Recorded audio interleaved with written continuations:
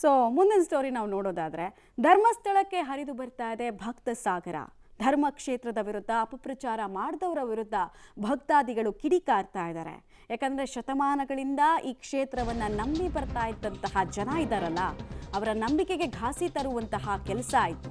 ಅದರ ವಿರುದ್ಧ ಬಂದಿರೋ ಭಕ್ತ ಸಾಗರ ಕಿಡಿಕಾರ್ತಾ ಇದೆ. ಧರ್ಮಸ್ಥಳದ ದುಡ್ಡು ಹೊಡೆಯೋದಕ್ಕೆ ಪ್ಲಾನ್ ಮಾಡಿದ್ದಾರೆ ಅಂತ ಅಲ್ಲಿಗೆ ಬಂದ ಭಕ್ತರೇ ಹೇಳ್ತಾ ಇದ್ದಾರೆ. ಅವ್ರಿಗೆ ಅನ್ಸಕ್ಕೆ ಸ್ಟಾರ್ಟ್ ಆಗಿದೆ ಇದು. ಧರ್ಮಸ್ಥಳದ ಅಪಪ್ರಚಾರವನ್ನು ನಿಲ್ಲಿಸಬೇಕು, ಆಮೇಲೆ ಯಾರು ಈ ಬುರುಡೆ ಗ್ಯಾಂಗ್ನವ್ರು ಇದ್ದಾರೆ ಅವರನ್ನು ಗಲ್ಲಿಗೇರಿಸಬೇಕು ಅಂತ ಕೂಡ ಆಕ್ರೋಶ ಭರಿತರಾಗಿ ಭಕ್ತಾದಿಗಳು ಮಾತಾಡ್ತಾ ಇದ್ದಾರೆ. ಯಾಕಂದರೆ ಯಾವುದೋ ಒಂದು ನಾಸ್ತಿಕತೆಯ ವಿತಂಡವಾದಕ್ಕೆ ನಮ್ಮ ಕ್ಷೇತ್ರ ಆಹಾರ ಆಗೋದನ್ನು ಕಣ್ಮುಂದೆ ನಾವು ನೋಡಿದ್ವಲ್ಲ ಇಲ್ಲಿ ಅಂತ ಪಾಪ ಅವ್ರದ್ದೆಲ್ಲ ಆಕ್ರೋಶ, ಸಾತ್ವಿಕ ಆಕ್ರೋಶ ಅದು. ಧರ್ಮಸ್ಥಳಕ್ಕೆ ಇವತ್ತು ಕೂಡ ಹೆಚ್ಚಿನ ಸಂಖ್ಯೆಯಲ್ಲಿ ಭಕ್ತ ಸಮೂಹ ಬರ್ತಾ ಇದೆ.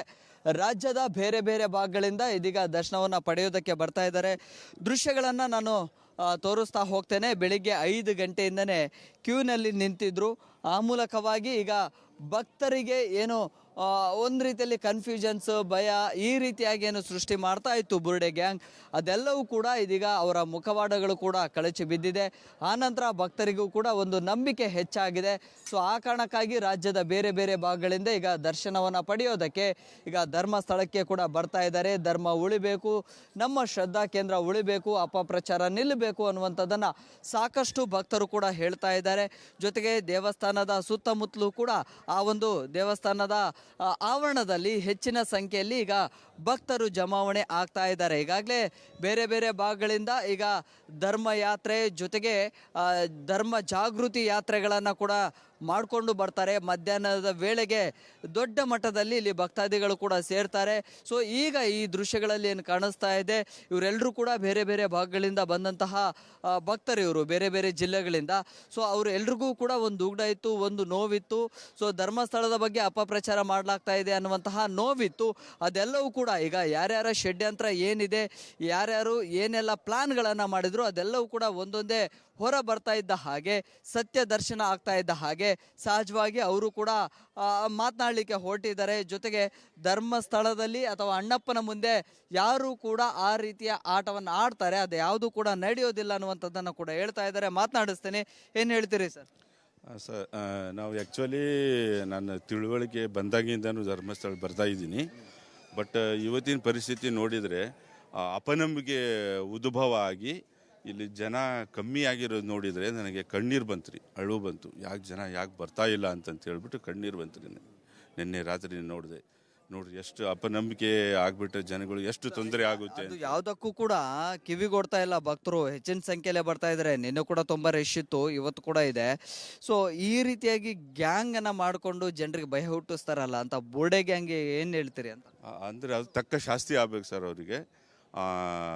ಈ ಥರ ಜನಗಳು ಅಪನಂಬಿಕೆ ಕಳ್ಕೊಂಡ್ಬಿಟ್ರೆ ಒಂಥರ ದೇವರಿಗೂ ಶಿಕ್ಷೆ ಕೊಟ್ಟಂಗೆ ಆಗುತ್ತೆ. ಅಲ್ಲ, ಅವರಿಗೆ ದೇವ್ರು ಶಿಕ್ಷೆ ಕೊಡಬೇಕು ಅನ್ನೋದೊಂದು ನಮ್ಮ ಆಶಾಭಾವನೆ. ಹೇಳಿ, ತಾವೇನು ಹೇಳ್ತೀರಿ? ಇದು ಸುಳ್ಳು ಪ್ರಚಾರ ಮಾಡ್ತಿದ್ದಾರೆ ಸುಮ್ಮನೆ. ಇದು ಧರ್ಮಸ್ಥಳದ ಬಗ್ಗೆ ಅಪಪ್ರಚಾರ ಮಾಡೋಕ್ಕೆ ಒಂದು ಕುಮ್ಮಕ್ಕು ಮಾಡ್ತಾ ಇದ್ದಾರೆ. ಇದೊಂದು ಕೋಮು ದ್ವೇಷ ಸೃಷ್ಟಿನೇ ಮಾಡ್ತಾ ಇದ್ದಾರೆ. ಇದನ್ನು ಸರ್ಕಾರ ಶೀಘ್ರವಾಗಿ ಅವ್ರ ಮೇಲೆ ಕ್ರಮ ತಗೊಳ್ಬೇಕು. ಕೂಡ ಈಗ ಒಂದೊಂದೇ ಸತ್ಯಗಳನ್ನ ಬಿಚ್ಚಿಡ್ತಾ ಇದ್ದಾನೆ. ಈ ಬುರುಡೆ ಗ್ಯಾಂಗ್ ನನ್ನನ್ನು ಸಂಪರ್ಕ ಮಾಡಿದ್ರು, ಅವರೇ ಹೇಳಿಸಿದ್ರು ಅಂತೇಳಿ ಅದು ಎಲ್ಲ ಹೇಳ್ಕೊಟ್ಟಿದ್ದಾರೆ ಸರ್, ಕುಮ್ಮಕ್ ಮಾಡಿದ್ದಾರೆ. ವಿರೋಧಿಗಳೇನಿದ್ದಾರೆ, ಇದು ಸರ್ಕಾರ ವಿರೋಧ ಪಕ್ಷಗಳು ಮಾಡ್ತಾ ಇದ್ದಾರೆ. ಇದನ್ನು ವಿರೋಧ ಪಕ್ಷಗಳಿಗೆ ಆಡಳಿತ ಪಕ್ಷನೇ ಕುಮ್ಮಕ್ ಮಾಡ್ತಾ ಇದೆ. ಸುಮಾರು ಜನ ಭಕ್ತಾದಿಗಳಿಗೂ ಕೂಡ ಒಂದು ರೀತಿಯಲ್ಲಿ ಅಸಮಾಧಾನ ಇದೆ, ಆಕ್ರೋಶ ಇದೆ. ಭಕ್ತಾದಿಗಳು ಬರೋದಕ್ಕೆ ಭಯಪಡಬಾರ್ದು.